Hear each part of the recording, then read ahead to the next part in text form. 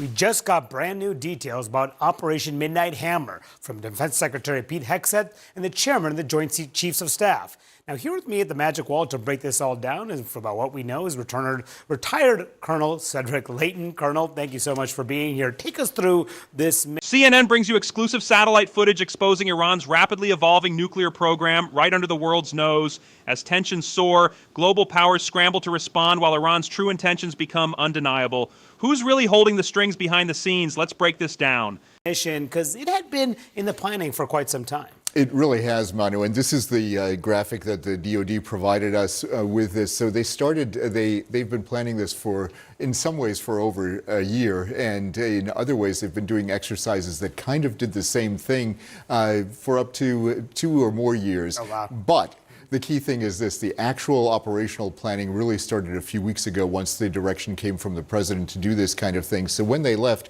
Whiteman Air Force Base, they did it basically right after midnight on the 21st of June. And then they came through and struck the targets in Iran about 18 hours later, 18 hours and 19 hours later. And they hit the 3 sites that we've been talking about before. These are the ones that, of course, have become famous now: Fordo, Natanz, and Isfahan. And these are the ones that, of course, not only because they've been in the news, but because of what they had, became important from an operational perspective to actually eliminate. And that's why they had the kind of payload that they did on the B-2. And there's been a lot of discussion about the Fordo facility in particular. And the Pentagon says they've obliterated Iran's nuclear capabilities. But Fordo in particular, how hard is that to penetrate? So take a look at this right here, Manu. When you see the security perimeter right here, and then in just a second we'll get some more details here because you've got the support building and tunnel entrances. This is way deep underground, almost 300 feet underground. So when you look at the layout of this, you've got those tunnel entrances that I talked about, that support building, and this mountain covers the centrifuges. The centrifuges are the key part to them doing what they need to do to, in essence, enhance the uranium to get it to the level that they need. This shows blatant disregard for international agreements, exposing the hypocrisy of Iran's assurances to remain transparent. So when you look at what this looked like before June 20th, this is what the fuel enrichment facility looked like from a satellite view. Now take a look at what happened here.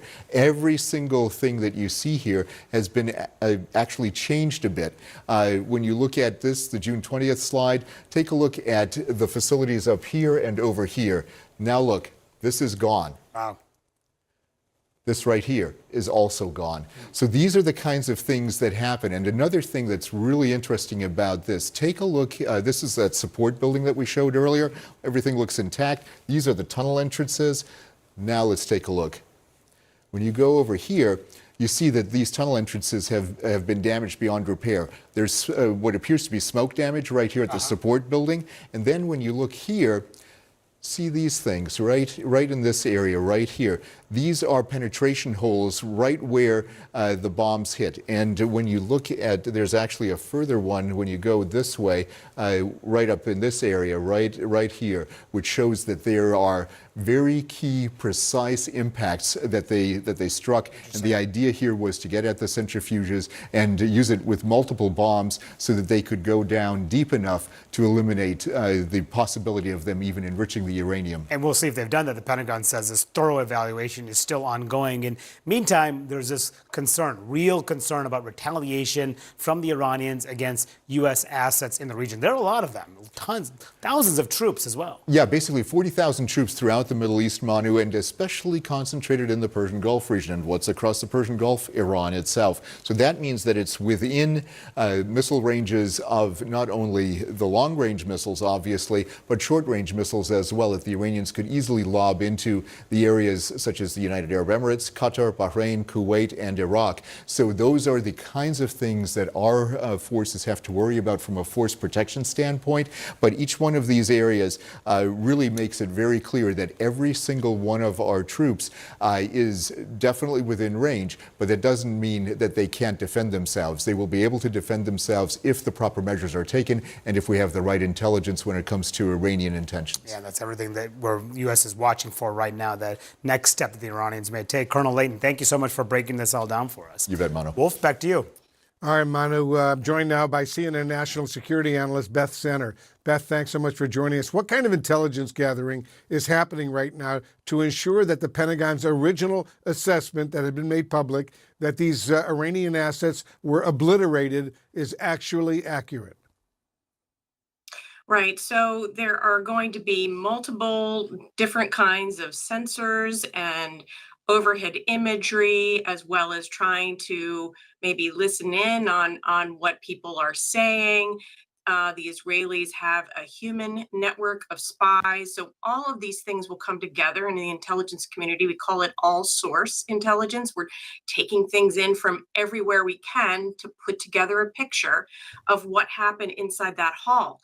But in addition to that, everybody, at least all of us on the outside, are asking the question, where is all of Iran's highly enriched uranium and their centrifuges? Can we say that with these three sites hit, that there aren't other that HEU, enriched uranium, and the centrifuges haven't been secreted away to covert facilities that I would say we would be crazy to think they didn't have, to use a double negative.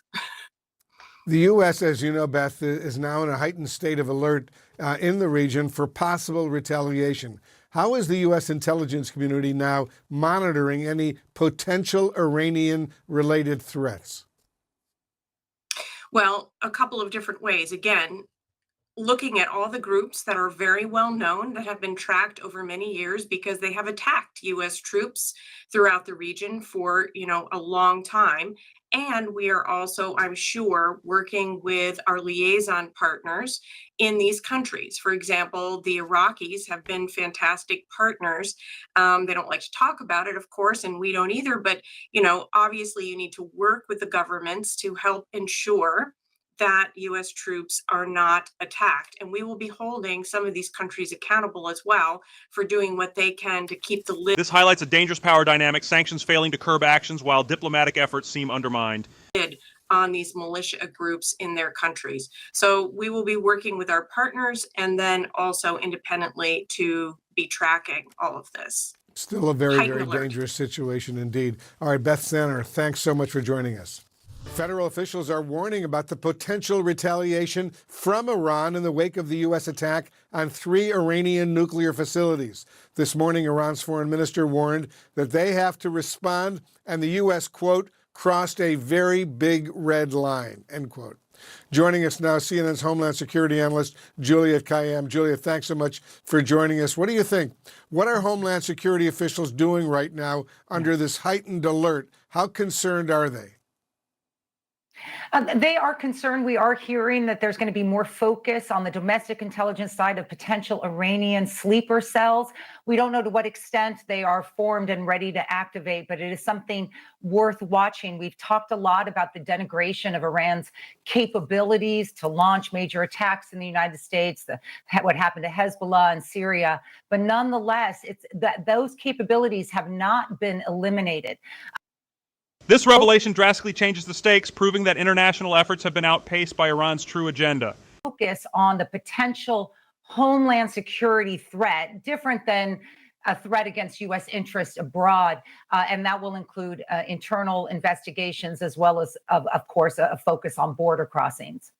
President Trump's former Secretary of State Mike Pompeo is warning that the attack could have Iran activate what are called sleeper cells.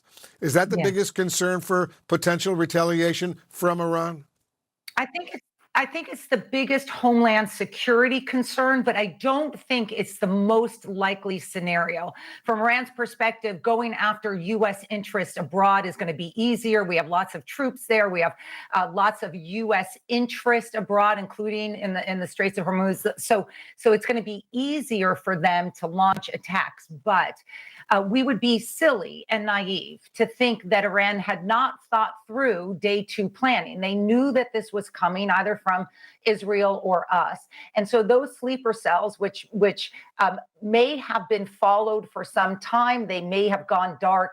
That is the kind of thing that a very aggressive FBI is going to have to look after now. And a Homeland Security Department, which has been really focused on ICE enforcement, is going to have to shift gears and focus on both cyber potential attacks or, of course, physical attacks here. Whether they have the capacity or the manpower now, we don't know. But that if they're looking to the concerns here in the homeland, that's what they're going to need to do at the Department of Homeland Security.